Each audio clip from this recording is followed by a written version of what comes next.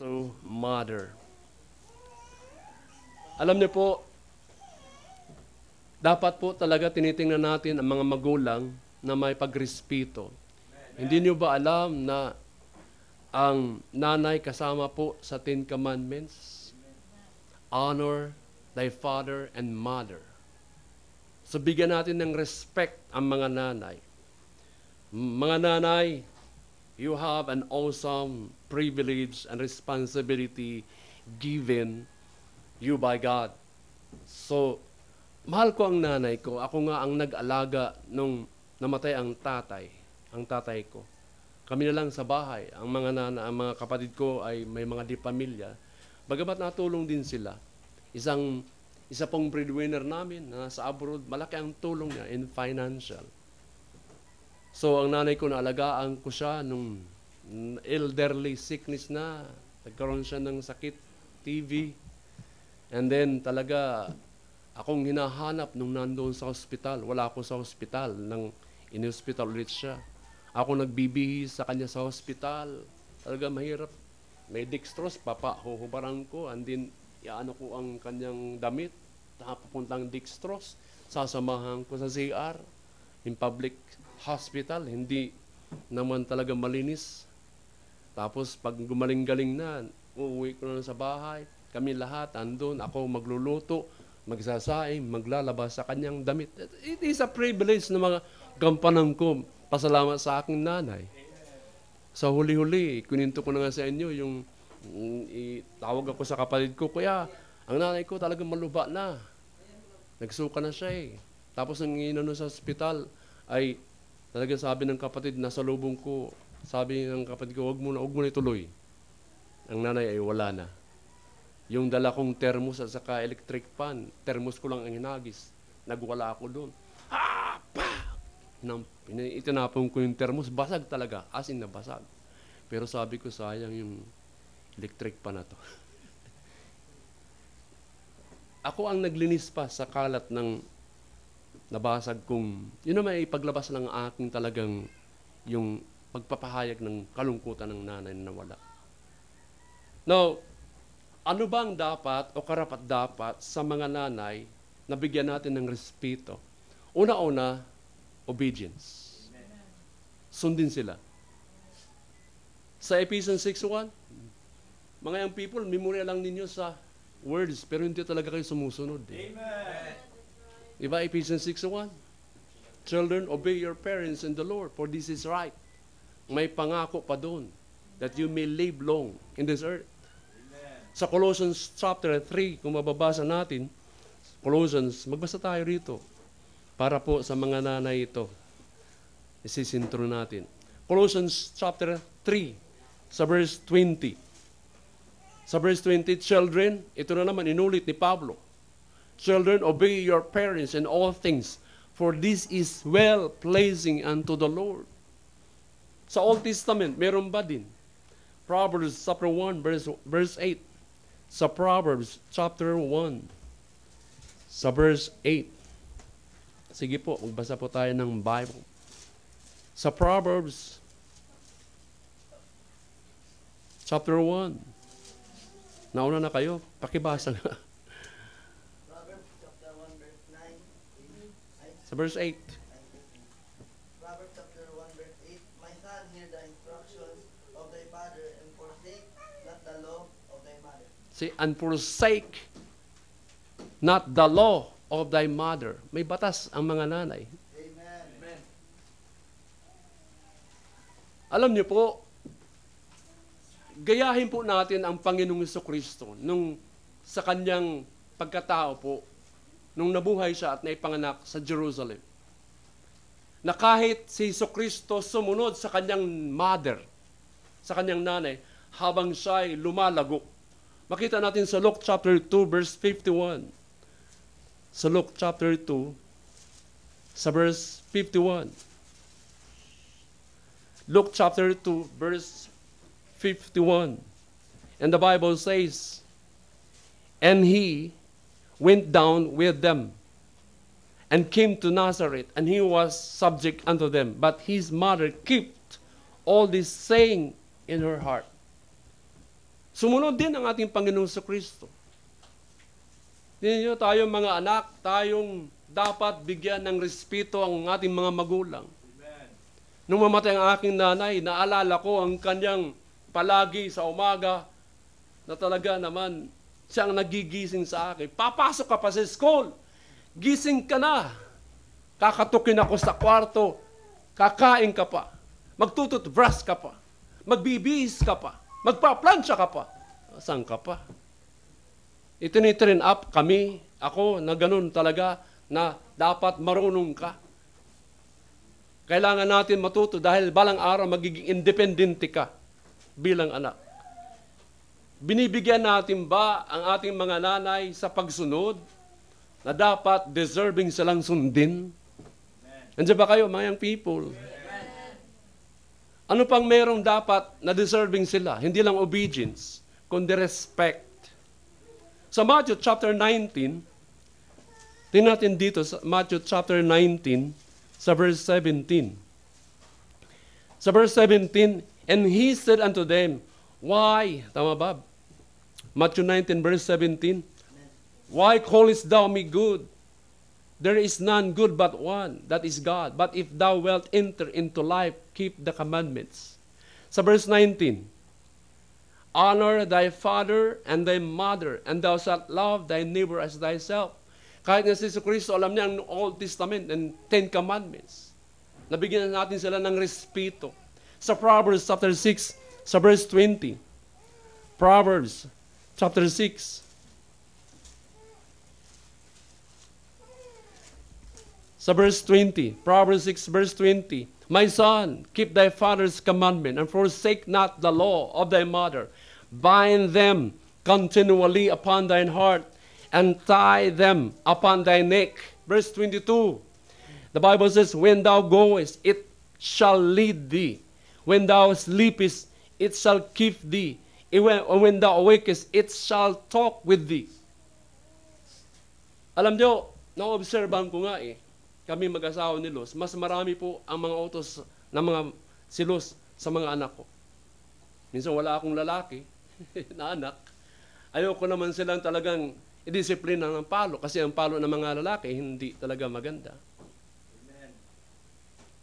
Kaya nung sila'y lumalaki, halos ang pagsusot ko kay Dinah, short, t-shirt. Hindi ako marunong magsuot ng pambabae. Sabi mo, baka mamaya lumaki sila ng ganito. Why should we respect our mothers?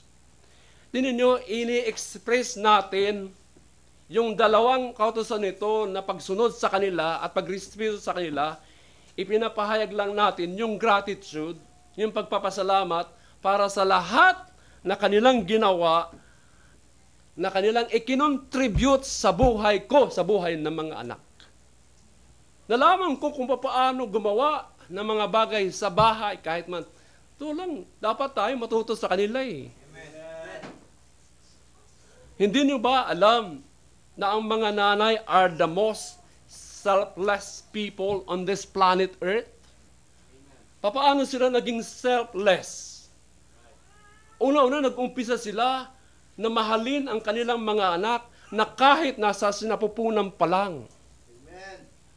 Hindi na nila iniintindi yung pansarili nila. Ang iniintindi nila yung kanilang sinapupunan. Amen. Iniintindi yung kapakanan ng kanilang dinadala na anak. Dahil nandoon yung kanilang selflessness. Nothing in this world compares to a mother's love. The mother's love, since it is the purest kind of love. Na kanila, yung kanilang anak talaga na andun yung pag-ibig talaga. Kaya nga, mga young people, how do you honor your mother? Papaano mo sila binibigyan ng parangal o galang yung mga nanay natin? Papaano nga ba? Pag ikaw po ay nakapagtrabaho na, listen to me, young people, papaano mo bigyan ng paggalang ang mga nanay? Pag ikaw nagkatrabaho ka man, sabi ng aking pastor, ang mga anak po, pag tumulong po sa mga magulang, in cash or in kind, or in car, or in house, mga galing niya talaga naman, pribilehiyo lang po yun. Hindi po obligasyon yung mga anak ko na tulungan ako. Pribileyo lang po yun. Pero ang tanong ko sa inyo, how do you honor your mother? Pag nagkatrabaho kayo, go grocery with them. Shopping, mag-shopping kayo. Pribileyo po yun. Amen. With your parents. Naalala ko nga kasing ang kapatid namin talaga sa Australia, malaki talagang tulong. Kasi isa lang aming breadwinner. Nung kabataan ko, elementary, ang bag ko ay amoy Australia. Notebook ko, amoy Australia. Yung roller ko, amoy Australia. Lahat po yan. Sa tulong ng nanay ko. Sulat kayo. Yan, tuturo nanay. Yan, kailangan namin ng gamit sa school.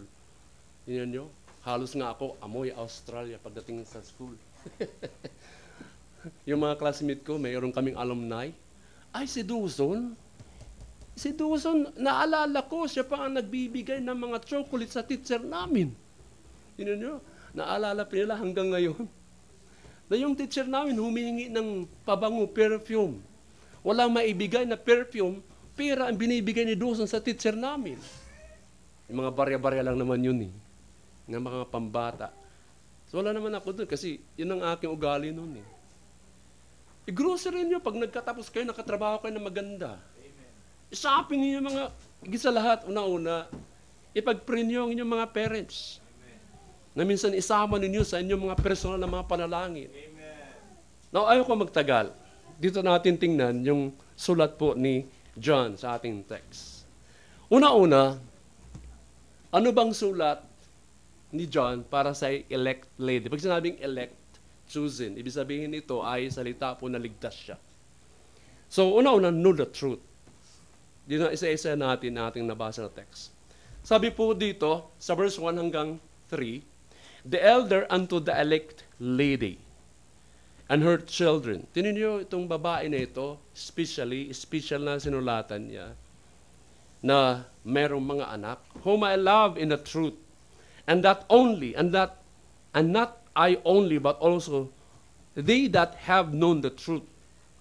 For the truth's sake, which dwelleth in us and shall be with us forever. Grace with you, mercy and peace from God the Father and from the Lord Jesus Christ, the Son of the Father, in truth and in love. Now, know the truth. Sa mga magulang po, ang ating pong pagka-Kristiyano, especially sa mga nanay, kailangan must know the truth. Alamin niyo po ang Bible, yung katotohanan na mayroon dito sa Bible. Mag-aral, study. Alamin po ang mga spiritual na mga standpoint of beliefs, yung faith na pananampalataya. At bilang mga magulang, dapat mayroon kayong responsibilidad na yan. Ang unang hakbang po sa pagpapalaki ng ating mga anak is to know the truth sa mga sarili po, especially sa mga nanay. You cannot raise your children kung wala kang katotohanan patungkol sa spiritual na mga bagay unless ikaw muna makaalam sa katotohanan na yan. Amen. Ako bilang tatay, hindi ko kaya ang dalawa kong anak na sila bahagian ko yung mga katotohanan sa Bible. Limitado.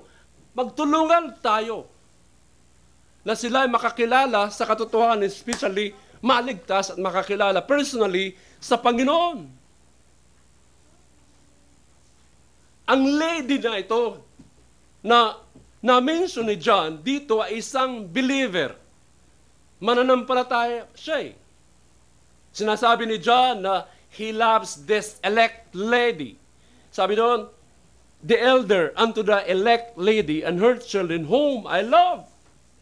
Mahal niya yung babae na yun, ang mananampalataya. Hindi lamang siya, kundi yaong mga gumagawa at that have known the truth. Lahat po ng gumagawa ng lahat ng katotohanan.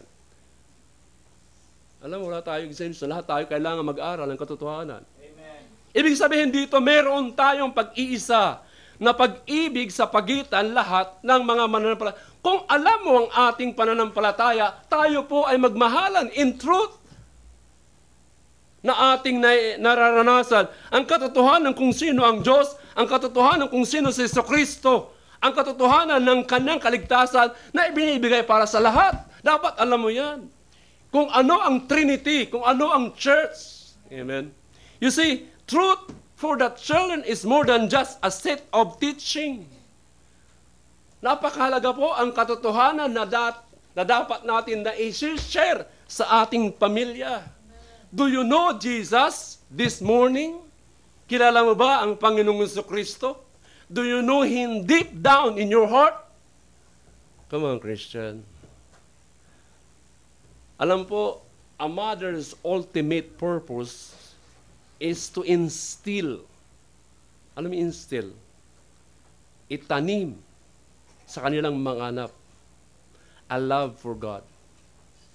Ang pinaka-ultimo po na layunin po sa mga nanay o magulang ay ituro, itanim sa kanilang puso ang pagmamahal sa Diyos.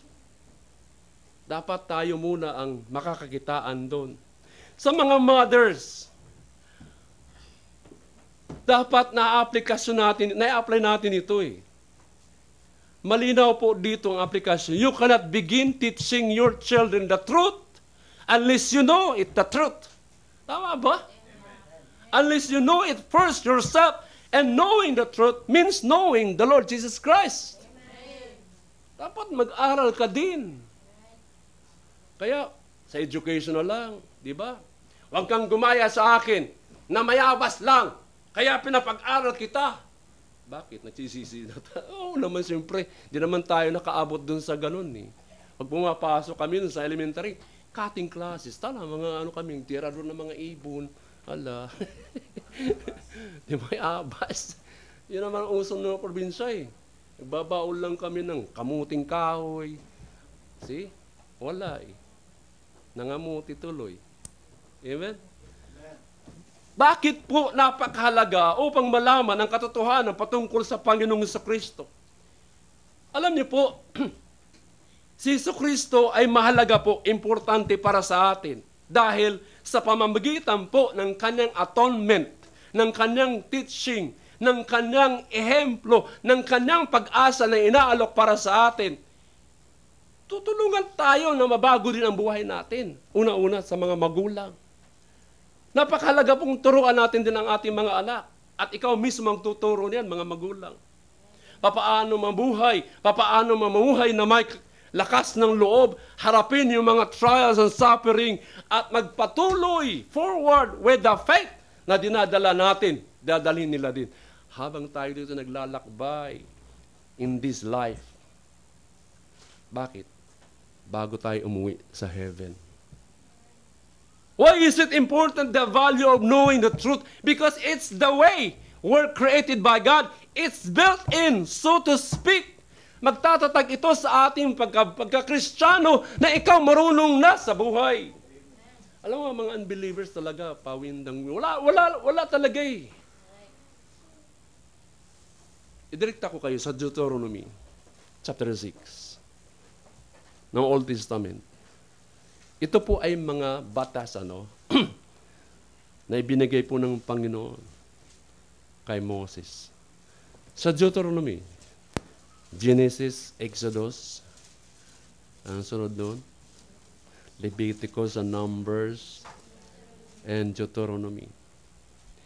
Deuteronomy chapter 6, verse 4. Sabi doon, Hear, O Israel, the Lord our God is one Lord. And thou shalt love the Lord thy God with all thine heart, and with all thy soul, and with all thy might. And these words, ano yung salita? Anong mga salita? At ang mga salitang ito, which I commanded this day, shall be in thine heart. Dapat nasa puso natin yun.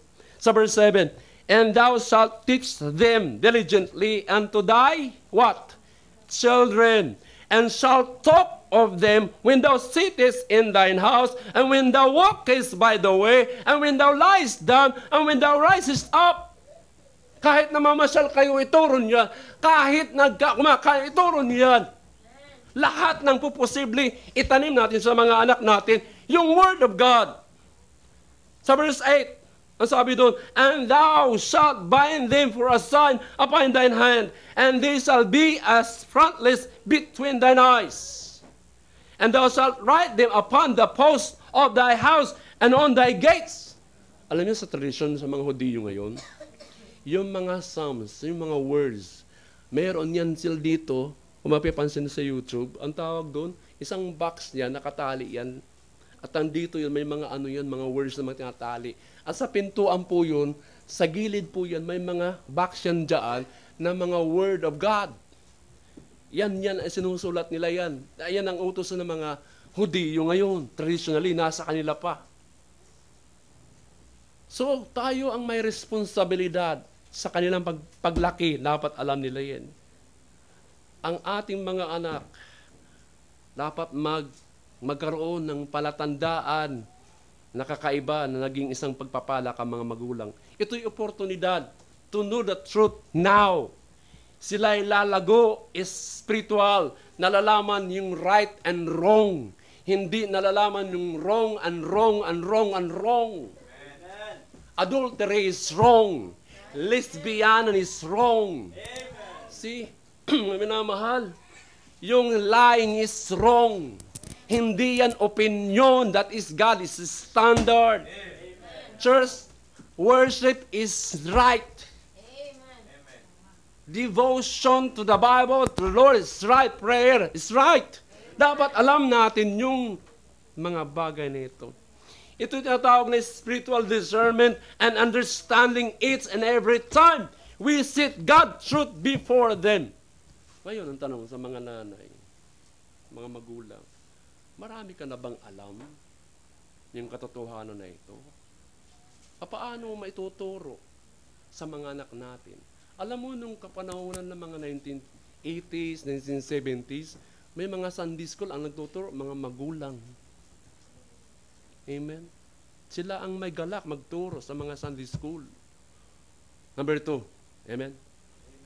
Nalaman mo ang katotohanan, i-practice mo yun ang katotohanan. Amen? Sa verse 4 sa ating text, 2 John chapter verse 4 hanggang 6. Sa verse 4, I rejoice greatly that I found of thy children walking in truth, as we have received a commandment from the Father. And now I beseech thee, mother, lady, not as though I wrote the commandments unto thee, but that which we had from the beginning, that we love one another. Verse 6. And this is love, that we walk after this commandment. This is the commandment, that as ye have heard from the beginning, ye should walk in it. I-practice na natin ang katotohanan. Nalaman mo ang katotohanan na. Amen? Kaya nga, what we preach, we must practice. Amen. Practice the truth. Now, after knowing the truth, simply practice it. Napaka-simpleng logic lang. There is no greater joy for a Christian parents than to know that your children are walking in the truth. Diba, sabi ni Sister Faye, na ituro natin ang ating mga anak na lumaki na lumalakad sa Panginoon. Walking in the truth means putting it into practice. It means living out what you believe. Ipamuhay na natin kung anong ating mga itinuturo ng mga pananampalataya, paniniwala. That's so simple. James 1:2, be ye doers of the word and not hearers only, deceiving your own selves. Kaya minsan hindi tayo namomotivate.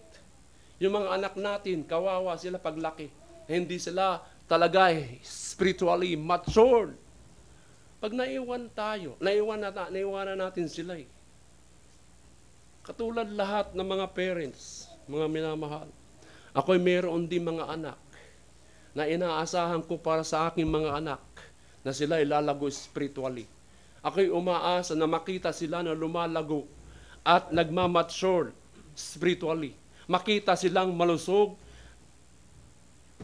nagkakaroon ng kaalaman at skills, may kakayahan na sa buhay at kung saan makatutulong sa pamilya din, makatutulong sa kanila din pagdating ng pag-asawa o pagiging independent nila, makakuha ng edukasyon, yun naman ang ating panalangin. Find someone to love and be loved also. Pag dumating na nagkaroon sila ng partners sa buhay, natuto na sila kung paano talaga ang pagiging asawa. Di ba? Nag-uumpisa pa lang si Annabelle. Di ba sabi ko nga kay Max, ganoon talaga nag-uumpisa. Umpisahan ng electric pan, umpisa talaga ng kaldero. Alam niyo po, napakalungkot po, mga minamahal. Wala man tayong maiwanan natin sila ng kayamanan. Amen? Ang pwede na lang natin maiwanan sa kanila, Kristyanismo na lang. Amen. Dadalhin nila yan forever eh. Yung mga wealth, mga material na bagay, bonus na lang yun eh. See? Wala po sa mga yun kung ang ating mga anak walang nalalaman sa katotohanan. At kung hindi sila lumalakad sa katotohanan, mga nanay, pray for your children to know Christ, to serve Him with their whole heart, to follow Him all the days of their lives. Praying for your children is so essential, napakahalaga. See to it that your children, night and day, you pray for them, even though you may not live a great deal of material wealth. Spiritually na lang. Amen. Ibigay natin sa kanya. Yung legacy natin, ang ating mga anak ay hindi yan kaagad automatically lalalakad sa Panginoon. Ang tagal kaya yan matuto. Amen. Hindi ko makikita ang inyong mga anak aawit ng linggo-linggo dito. Hindi po. Kailangan natin dito ipanalangin. At tayo mga magulang responsibilidad na sila po ay tulungan natin na madala natin sa Panginoon. Hindi yan automatically sa paglilingkod, sa pagsasamba. Hindi po yan. Maraming mga magulang nalulungkot ng kanilang anak na papariwara. Mga Kristiyano na yan. Children need prayer. They need an example also. They need loving discipline and correction. Kayo naman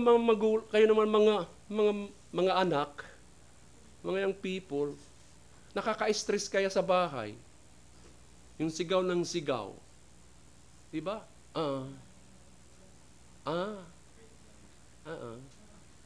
Wala din naman kumikilos eh. Diba?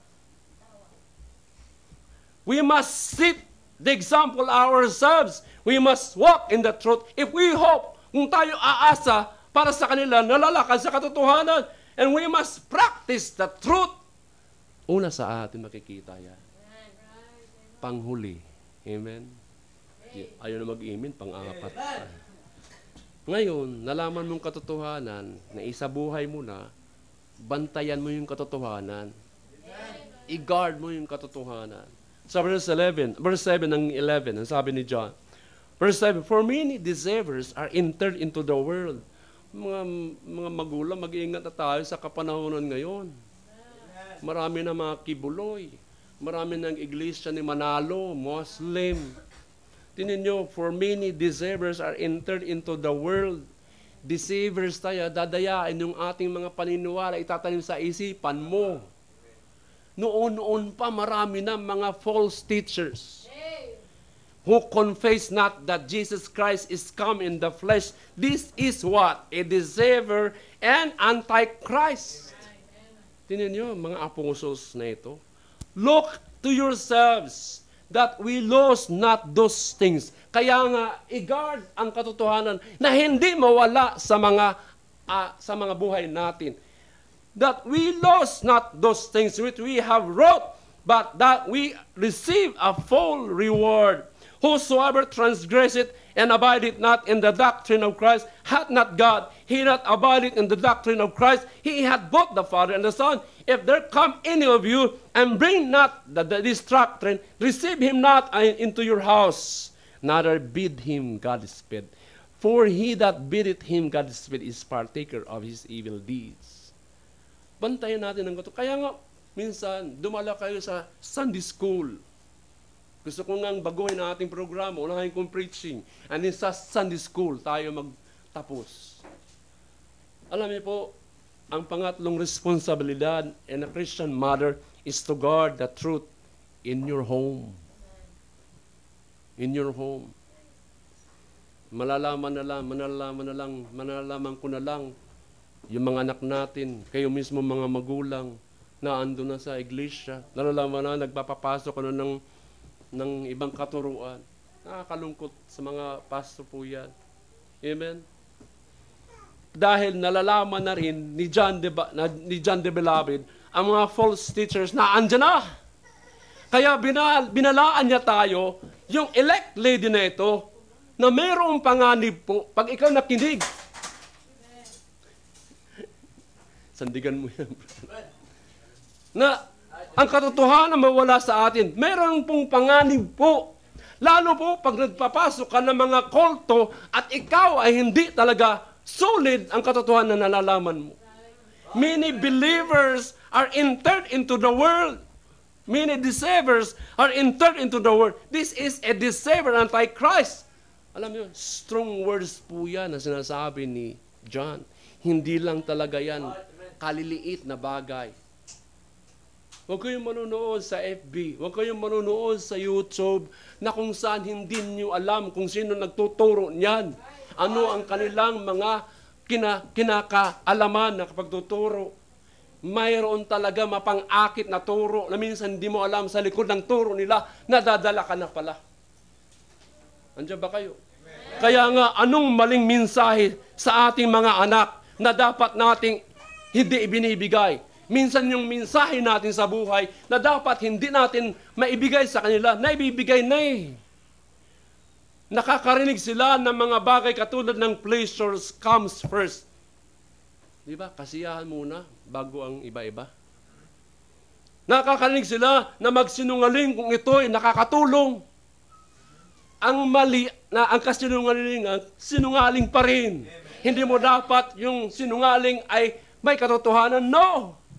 Kahit yung white lie, sinungaling pa rin. Amen.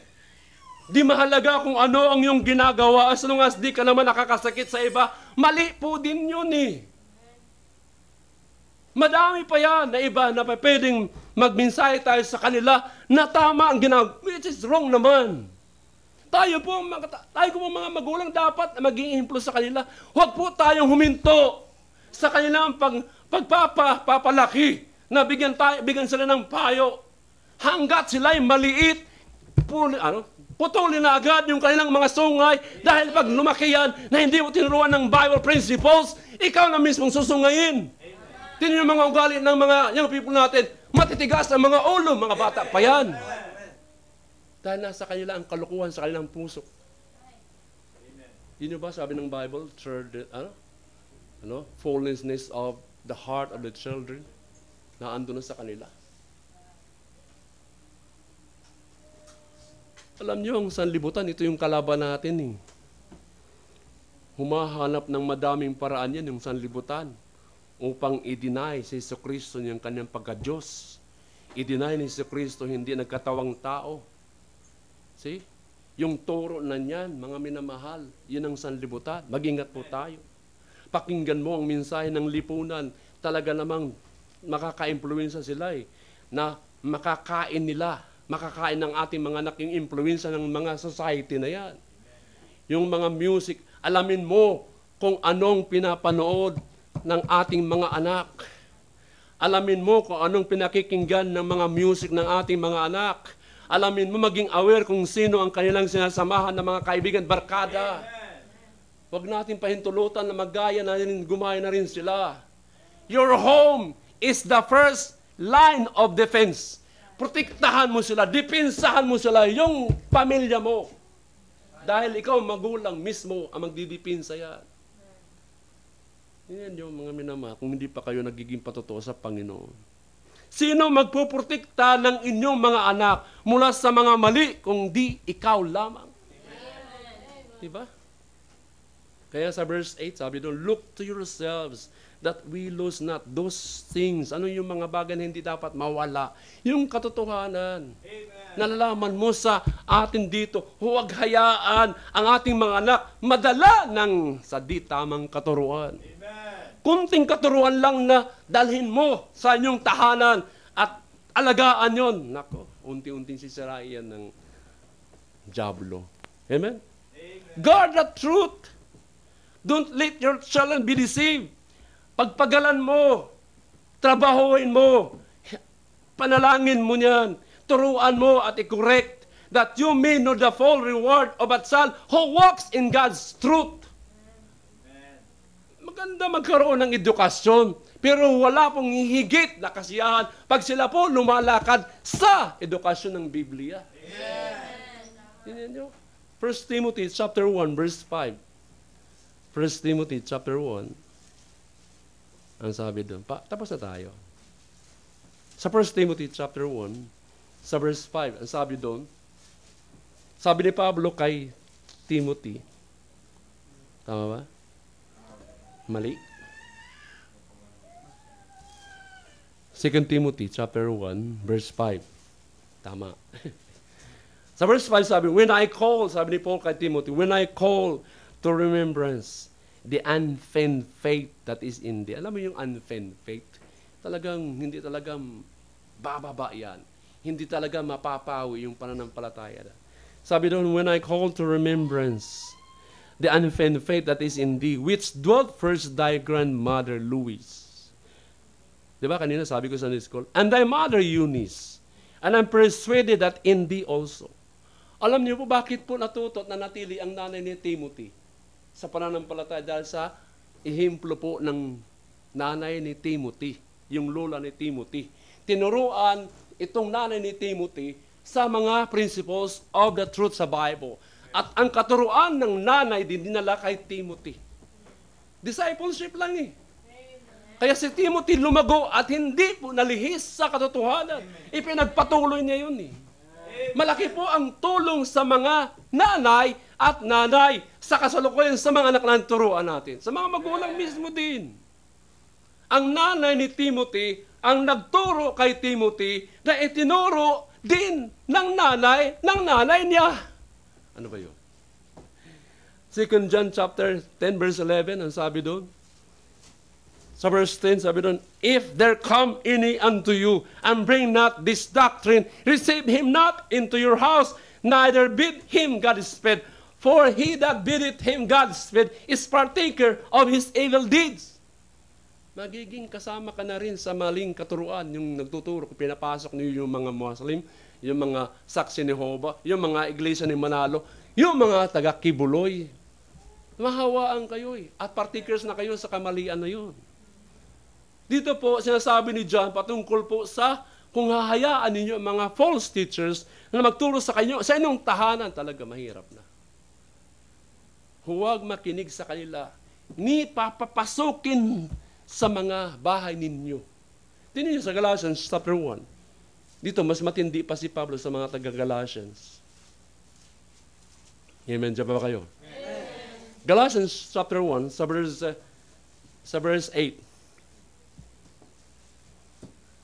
Sa verse 6 muna tayo hanggang verse 8. Sabi doon, I marvel, nagtataka daw ako, sabi ni Pablo, that ye are so soon removed from him that called you into the grace of Christ and to another gospel, which is not another, but there be some that trouble you, and would pervert the gospel of Christ. Verse 8, tingnan nyo, but though we, or an angel from heaven, preach any other gospel unto you, than that which we have preached unto you, let him be accursed. Isumpa ninyo kung sino man pumunta sa inyo, maanghel man o mga false teachers na mga tao niyan.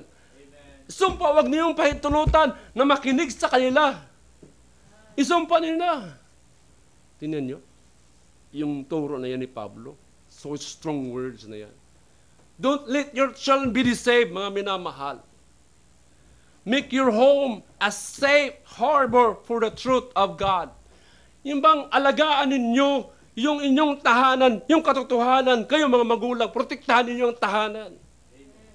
Mga nanay, guard the truth in your home. Maglagay kayo ng mga verse sa inyong wall. Di ba? Sa Psalms 22? Aba, 11 to, ano may sabi doon? When I was glad when they said unto me, let us go into the house of God. See? Mag-ano kayo dyan ng, ang dami sa PCBs, na mga, ano doon, ilagay nyo sa wall, mababasag. Ito, kulang nga tayo dito ng mga ano eh. Hindi nyo maalam sa mga kabataan, ng mga teachers sa public school, private school, ang dami mga words na nababasa nila. Natatanim kasi sa isipin nila sa edad na yan eh. Dadalhin nila yan sa ano eh. Naalala ko pa, yung grade 1 pa ako, pinababasa sa kami sa Tagalog, nadala ko hanggang ngayon. Yung pinababa ulit-ulit kami, ang baka ay bababa. Bababa ang baka. Pinaulit-ulit lang, kakaki kong kukulay. Ang baka ay bababa. Bababa ang baka. Sa Christmas, naalala ko pa yung aking memory, C is for Christmas, the happiest of the year when the Lord Jesus Christ was born. Yun nyo? Hanggang ngayon, nakatanim pa sa aking isipan.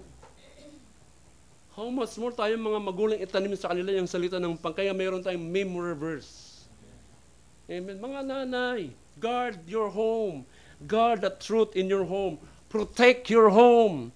Pray for your home. Para sa mga falsehood and ungodly influences na minsan hindi na natin napapansin, iba na ang ginagawa ng ating mga anak. Wala nang pagsunod sa atin. Wala nang pagrespeto sa atin. Amen. Kaya nga, know the truth, practice the truth, and guard the truth. Ito yung sulat po para sa mga nanay. At hindi lang para sa atin yan, lahat. Alam niyo po, sabi ko nga ng Friday, si Mother Teresa, alam niyo si Mother Teresa? Nanay yan ni Jesus. Ano? A family that prays together, stays together. Naniniwala ako doon. Minsan kayo, mga pamilya, nanay, tatay, mag-pray kayo. Mga magulang dapat nag-uumpisa yan. Kahit lang sa pagkain. Si Kay alam yan eh. Lord, salamat sa pagkain. Jesus name, amen. See? Mag-pray kayo. Hindi nyo ba alam ang prayer? Nakakapagbigay ng kalakasan. Amen. Nakakapagbigay ng strength para sa atin yon. Ang prayer po is a way to communicate God. Para matuto tayo mapalapit sa Panginoon and pray. Pray, pray, pray. Di ba? Dapat naandun tayo sa tatlong nito para sa katotohanan. Amen po ba? Tayo lahat tumayo. Amen. Tayo lahat tumayo. Dakilang Ama, salamat po sa mga magulang, especially sa mga nanay. The privilege na ibinigay niyong kaloob na maging isang nanay, O God. Sa kanilang sitwasyon, sa kanilang pagdadala sa tahanan, O Diyos. Kamanghang-mangha ang pribilehiyo at responsibilidad na ito'y gift, regalo na ibinigay nyo sa kanila. Nihiling ko, Ama, ang kanilang katatagan, ang kanilang emosyon, ang kanilang kahinahunan, nawa makontrol. Patuloy ka mag-intervention sa mga nanay. Anong kanilang needs? Anong kanilang hindaing? Anong kanilang mga hinahanap? Anong kanilang mga ambisyon? Nawa, maging kalooban niyo po. Tulungan niyo po mga magulang, ang tahanan lahat, mga tatay, ang tahanan. Protektahan niyo po, Ama. Anumang binabalak ng diablo na masama, I pray, O God, bakuran niyo po ng protection ang tahanan po. Salamat sa protection na yan. Higit sa lahat, ang panalangin ko bilang isang pastor sa kanila, maging faithful sa paglilingkod. Mga magulang ng people, ikaw ba'y may katotohanan na nalalaman na ngayon, especially the principles of the truth, the Bible? Ito yung pagkakataon. Panginoon, tulungan mo ako maging isang magulang. Tulungan mo ako yung aking pamilya, O God, na sa aming pagtatatag, pagpapalaki, pagtataguyod, nawa nakalinya sa inyong nais, sa inyong Bible. Sa tulong niyo po, nawa yung aking legacy, yung aking example, yung aking pagkaging ihimplo bilang magulang, nawa magaya ito. Maitanim namin yung aming mga pamumuhay sa mga anak. Yung bang panalangin mo? Maging matapat ako sa inyo. Alam niyo, pag kayo naging matapat, walang iba, gagayahin kayo bilang mga magulang. Sa mga young people, mga children. Nalalaman mo ba ang Ephesians 6:1? Ikaw ba isinasakaputuparang ito? Wag nawa ang inaasa namin mga magulang na sa inyong paglago, paglaki, nagiging maldita kayo. Nagiging maloko kayo. Na sa mga magulang, nagiging isang sampal sa amin. Nilalapit namin ang mga young people ngayon na may takot sa Panginoon sa mga magulang din. Dakilang Ama, salamat po sa paalala niyo po. I pray for this church. Gamitin mo ng bawat pamilya, O Diyos, lumago na may takot sa inyo at maraming nalalaman. Salamat po sa paalala. In Jesus' name we pray. Amen. Amen.